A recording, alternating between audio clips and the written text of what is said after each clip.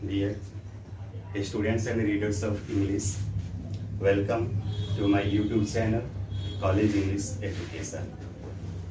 Watch all the videos from the beginning to the end for detailed study of English grammar and literature. अभी जो हम लोग chapter पढ़ेंगे वो sentence.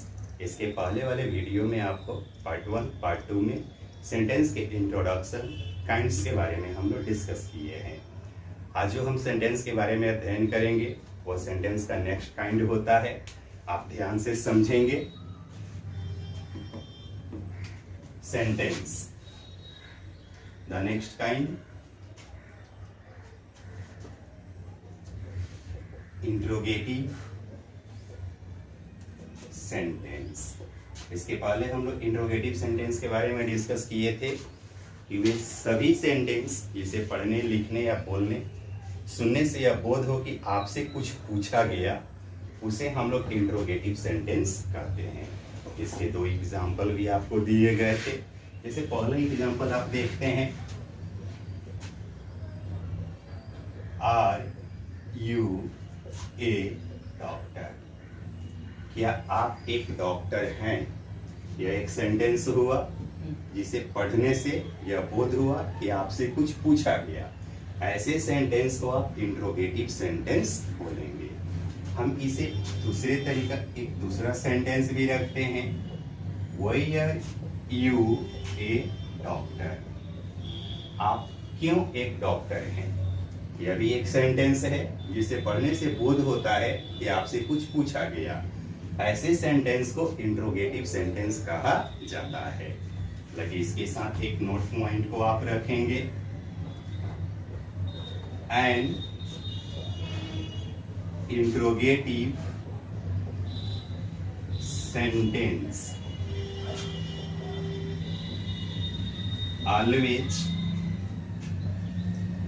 ends with a question mark. यह interrogative sentence का पहचान है कि इस सेंटेंस के अंत में हमेशा क्वेश्चन मार्क का प्रयोग किया जाता है। वे कोई भी सेंटेंस हो, अगर उसके अंत में क्वेश्चन मार्क का प्रयोग है तो आप समझेंगे कि यह इंट्रोगेटिव सेंटेंस है। अब आइए इस क्वेश्चन के आंसर देने के मेथड को देखते हैं। फर्स्ट क्वेश्चन को देखेंगे, आर यू ए डॉक्टर।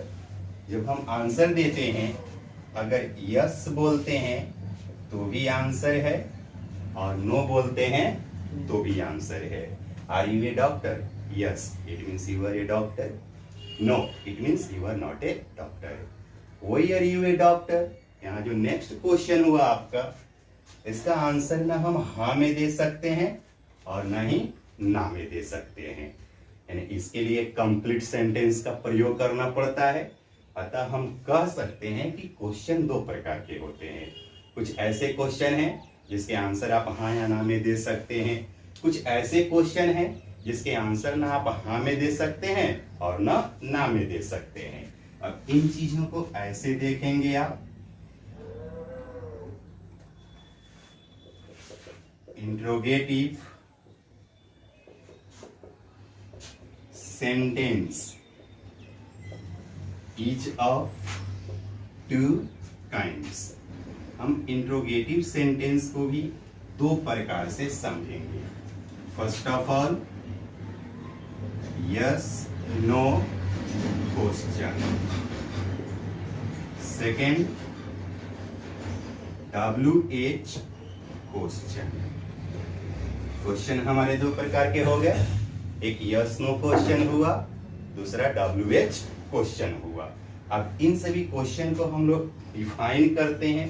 सबसे पहले फर्स्ट को देखेंगे आप, yes no question. The question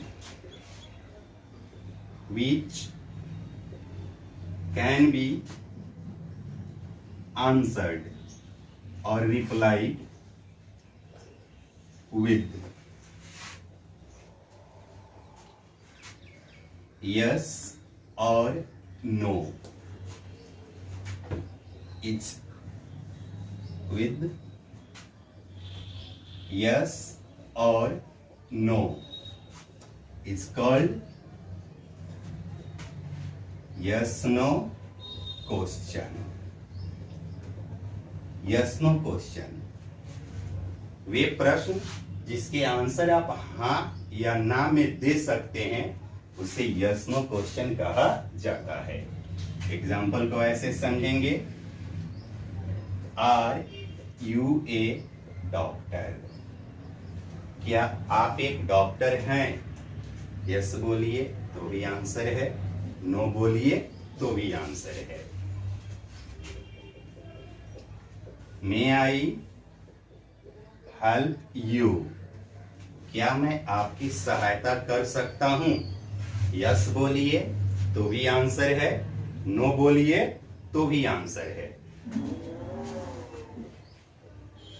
Does Ram come here, क्या राम यहाँ आता है? यस बोलिए तो भी आंसर है और नो बोलिए तो भी आंसर है। तो वे सभी प्रश्न जिसके आंसर हम हाँ या ना में दे सकते हैं उसे यस नो क्वेश्चन कहा जाता है। बोलिए, और कोई दिक्कत? Any doubt? नेक्स्ट, इसके साथ एक नोट पॉइंट को आप नोट करेंगे। ए yes no question always starts with an auxiliary verb। ये जो yes no क्वेश्चन होते हैं हमेशा auxiliary verb से शुरू होते हैं। जैसे यहां देखिएगा, आर, मे, डच, ये सब आपके ऑक्सिलरी वर्ब है। इसके पहले आप लोगों को ऑक्सिलरी वर्ब पढ़ाया गया था। Is, are, am, was, were, have, has, had, do, does, did, can, could, may, might, shall, should, must, used to, ought to, will, would, need and dare। तो ये सब आपके ऑक्सिलरी वर्ब हुए। अगर हम किसी सेंटेंस को ऑक्सिलरी वर्ब से शुरू करते हैं तो समझेंगे आपकी यस नो क्वेश्चन है। अब आप इसका स्क्रीनशॉट लेंगे, हम बोर्ड को इरेज करते हैं इसके आगे के लिए।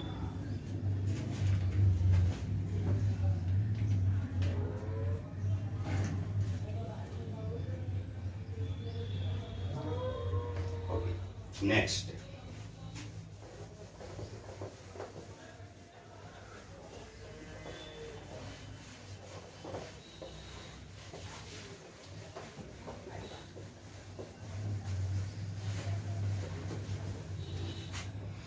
जैसे कि हम लोग इंट्रोगेटिव सेंटेंस में यस नो क्वेश्चन को देखा, इसके बाद आप देखेंगे WH क्वेश्चन। सेकेंड टर्म्स होता है WH क्वेश्चन। डिफाइन कीजिए, the question which cannot be answered with yes or no is called WH question. वे सभी प्रश्न जिसके आंसर ना आप हाँ में दे सकते हैं और नहीं ना में दे सकते हैं उसे WH क्वेश्चन कहा जाता है। एग्जाम्पल को रखते हैं, H, how are you a doctor, आप कैसे एक डॉक्टर है। इस प्रश्न का आंसर ना आप हाँ में दे सकते हैं और ना ही ना में दे सकते हैं, तो ऐसे क्वेश्चन को WH क्वेश्चन कहा जाता है। व्हाट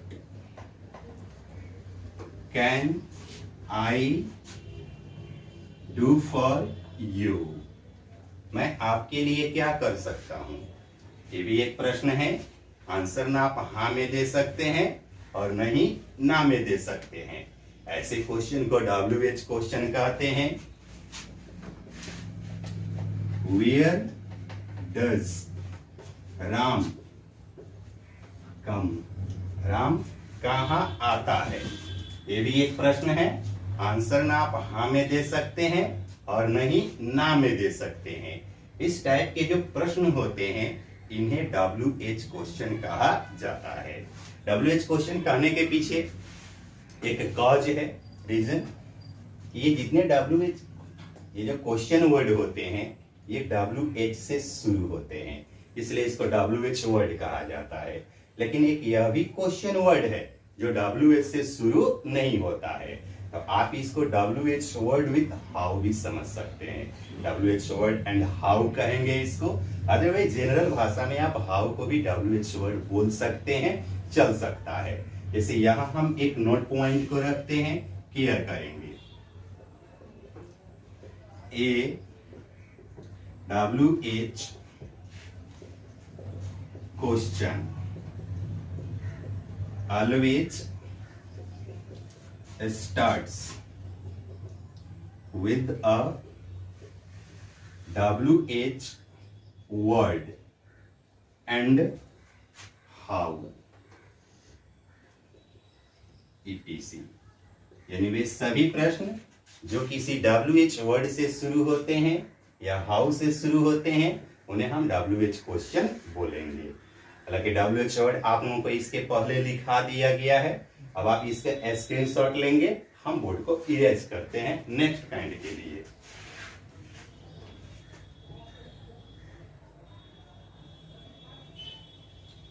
डन हुआ, आगे देखिए।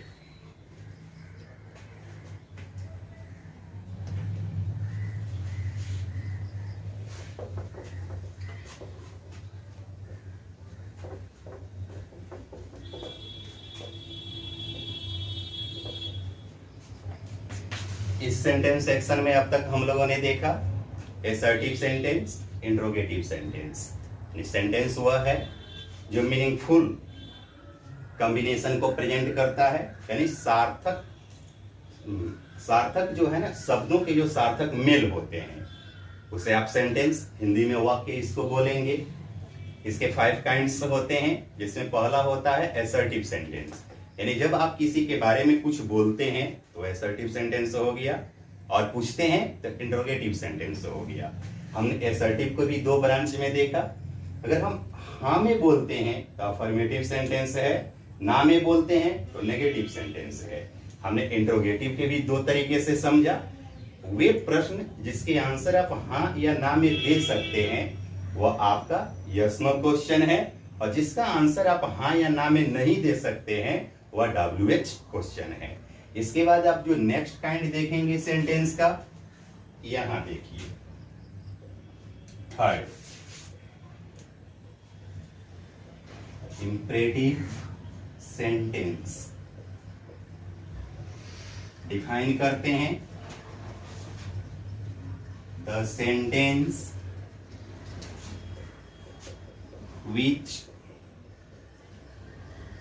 expresses a command। ऑर्डर भी समझ सकते हैं आप इसको, request,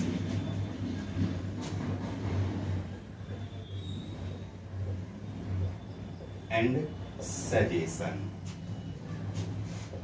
is called imperative sentence। वे सभी सेंटेंस जिसे पढ़ने, लिखने, बोलने या सुनने से यह बोध हो कि आपको ऑर्डर दिया जाता हो, आपसे आग्रह किया जाता हो या आपको सलाह दिया जाता हो, इसे इंपरेटिव सेंटेंस कहते हैं। इसके पहले आपने टेंस पढ़े, मॉडल ऑक्सिलरी पढ़े, उसमें जितने भी सेंटेंस को आपने यूज किया, हम लमसम असर्टिव और इंट्रोगेटिव को देखा, अफर्मेटिव को देखे, नेगेटिव को देखे, यस नो को देखे, WH को देखे। अपने ग्रामर और ट्रांसलेशन में आप पहली बार इंट्रोड्यूस हो रहे हैं इंपरेटिव सेंटेंस से। तो जो कि हम लोग हिंदी भाषी हैं तो एग्जाम्पल तो सभी हिंदी से ही समझिए। हिंदी से आप एग्जाम्पल को समझेंगे, अंग्रेजी आपको आसानी से समझ में आ जाएगा। जैसे हम कुछ सेंटेंस रखते हैं इन हिंदी, एज पर्टिकुलरली करके देखते हैं, अर्थात। सबसे पहले आप देखेंगे ऑर्डर को, इसे कमांड बोलते हैं, आदेश। जब आप किसी को किसी काम के लिए आदेश देते हैं, आज्ञा देते हैं, तो उसे हम लोग ऑर्डर या कमांड बोलेंगे या इंपरेटिव सेंटेंस बोलेंगे। जैसे यहां देखिएगा, वहां जाओ, एक कुर्सी लाओ। यहाँ जो दो सेंटेंस है, पढ़ने से बोध हुआ कि आपको कुछ करने के लिए आज्ञा दिया गया, आदेश दिया गया। ऐसे सेंटेंस को हम लोग इंपरेटिव सेंटेंस कहते हैं। रूल को देखेंगे आप, V1 इंपरेटिव सेंटेंस हमेशा V1 से शुरू होते हैं और इसके बाद ऑब्जेक्ट का प्रयोग करते हैं। अन्य जो भी वर्ड है, अदर वर्ड्स जैसे प्लेस हो गया, टाइम हो गया, मैनर हो गया, रीजन हो गया, इन सभी का प्रयोग हम ऑब्जेक्ट के बाद करते हैं। तो ट्रांसलेट कीजिएगा इसको, एज वहां जाओ, जाने के लिए गो लिखेंगे और उसके बाद देयर लिखेंगे, गो देयर। एक कुर्सी लाओ, वर्ब से ही शुरू कीजिए, ब्रिंग ए चेयर। अब इस एग्जाम्पल में केयर कीजिएगा, इसके पहले हमने जो भी एग्जाम्पल देखा एसर्टिव सेंटेंस का, इंट्रोगेटिव सेंटेंस का, उसमें सब्जेक्ट का प्रयोग हुआ था। लेकिन यहाँ हम जो इंपरेटिव सेंटेंस देख रहे हैं, यहाँ सब्जेक्ट का प्रयोग नहीं हुआ है। इसके पीछे कुछ कंडीशंस होते हैं जो आप यहाँ समझेंगे। यहाँ तक तो आपका फाइनल होता है। सबसे पहला पॉइंट को नोट में हम लोग रखते हैं, नोट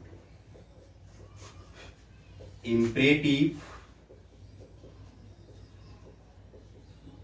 सेंटेंस का सब्जेक्ट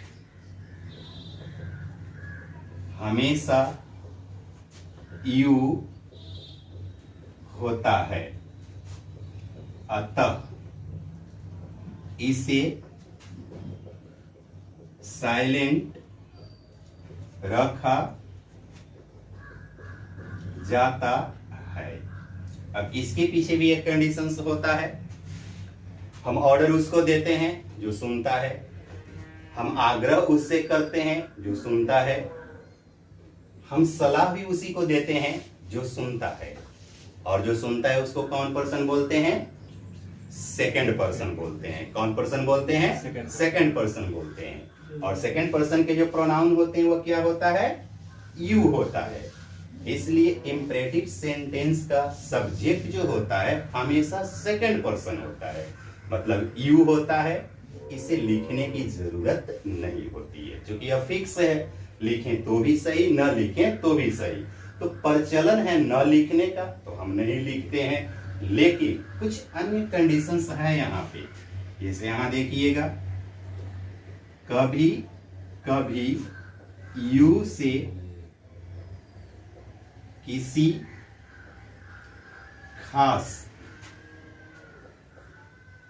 व्यक्ति का बोध होता है। कभी कभी यू से किसी खास व्यक्ति का बोध होता है। अब खास के लिए हम लोग ऐसे समझिए, मानिए अभी मैंने आपको बोला वहां जाओ, मेरी बातों को किसने सुना? आप सभी ने सुना। और वहां कौन जाएगा? कोई भी जा सकता है। लेकिन अगर हम बोलते हैं तुम वहां जाओ, तो मेरे बातों को किसने सुना? और आप लोग नहीं सुने क्या? आप सबने सुना। लेकिन वहां कौन जाएगा? जिसको बोला गया वह जाएंगे। तो कभी कभी यू से किसी खास व्यक्ति का बोध होता है। इस स्थिति में इंपरेटिव इस स्थिति में यू या अदर पर्सन का प्रयोग सब्जेक्ट के रूप में होता है, परंतु इसके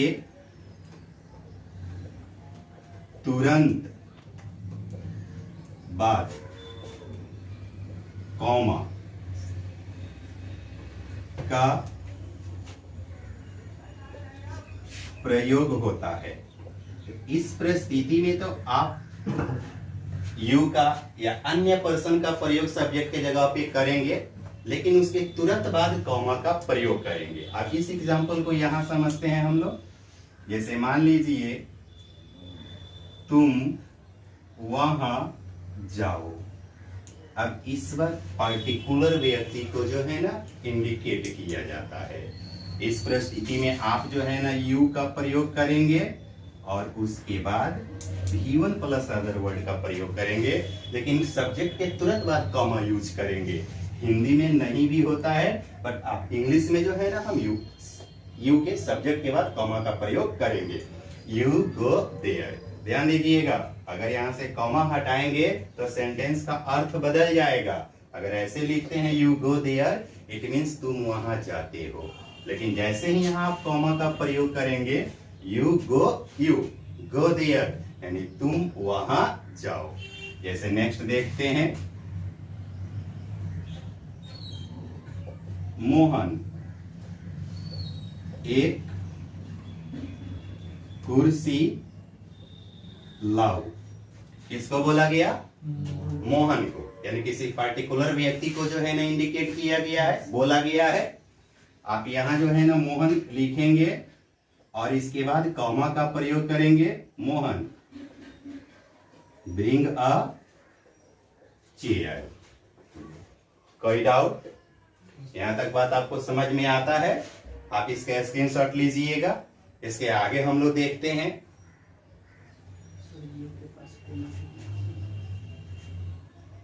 बोर्ड को इरेज करते हैं।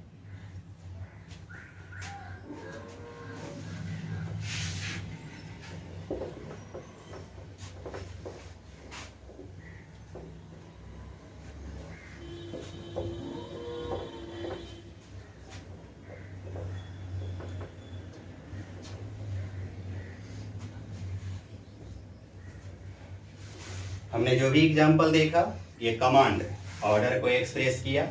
इंपेरेटिव सेंटेंस के अंतर्गत रिक्वेस्ट को भी रखा जाता है। अब उसे आप यहां समझिएगा। रिक्वेस्ट आग्रह,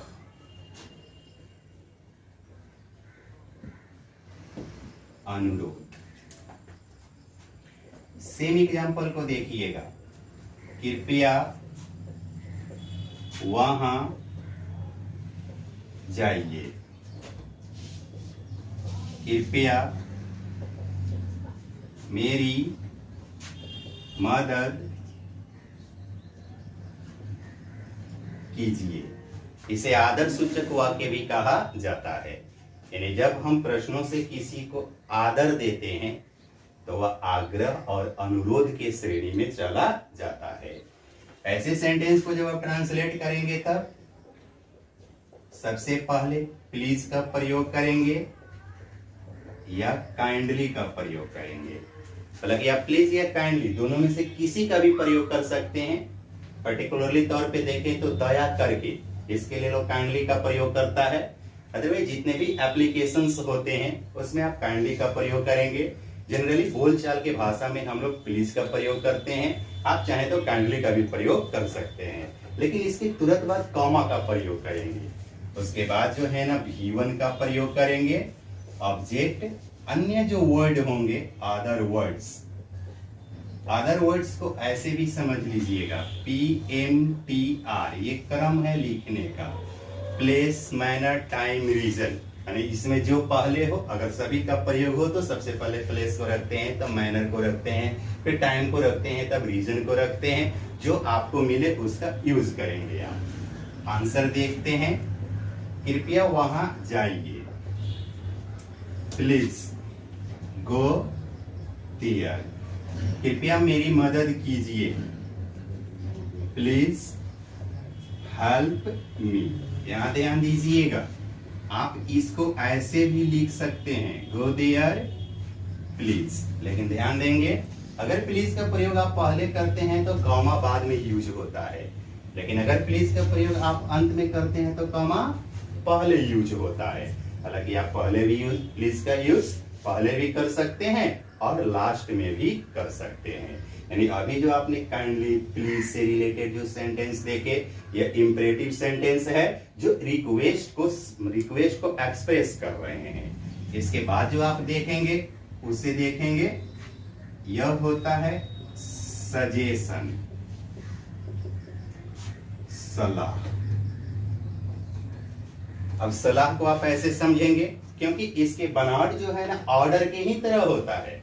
एबीवी वन से शुरू होगा, तो फिर हम इन चीजों को सोच में पढ़ सकते हैं कि किस सिचुएशन में इसको ऑर्डर कहेंगे और किस सिचुएशन में इसको सजेशन कहेंगे।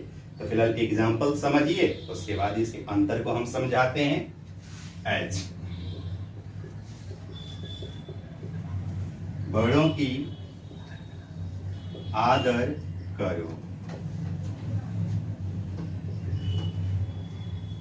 शिक्षकों की कहना मानो। इस टाइप के जो सेंटेंस होते हैं इन्हें सलाह माना जाता है।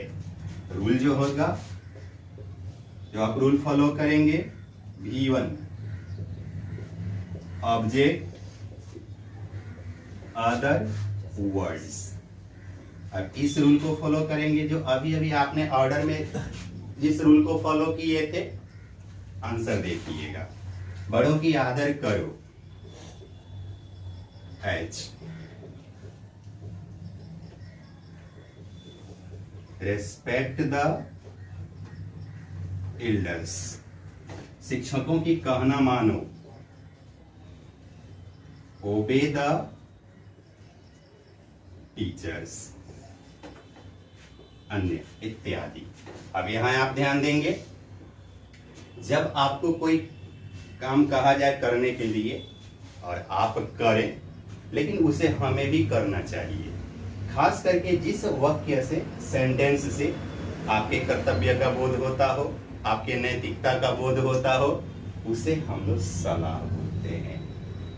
और ऐसे कोई काम आपको बोला गया करने के लिए और आप करें तो उसको हम लोग ऑर्डर कहते हैं। हालांकि अभी आपको बोला गया करने के लिए आप करें, लेकिन ये कुछ ऐसे हमारी एक्टिविटी हैं जिसे हमें भी करना चाहिए। बोलिए, यहां तक किसी को कोई डाउट? तो आपने जो है ना ट्रांसलेशन के सिस्टम से इंपरेटिव सेंटेंस को देखा। अभी इंपरेटिव सेंटेंस बाकी है, इसके आगे भी हमें पढ़ने होंगे, इसके नेगेटिव में पढ़ने होंगे, एम्फैटिक में पढ़ने होंगे, लेट के साथ भी पढ़ने होंगे। इसके लिए आप हमारे नेक्स्ट क्लास का वेट करेंगे, नेक्स्ट क्लास का नोटिफिकेशन आपको मिले। इसके लिए आप चैनल को सब्सक्राइब कीजिए, बेल आइकन को दबाइए, बेल आइकन को टच कीजिए, ताकि जो भी नोटिफिकेशन होगा वो आपको प्राप्त होगा। आप इसका स्क्रीनशॉट लेंगे।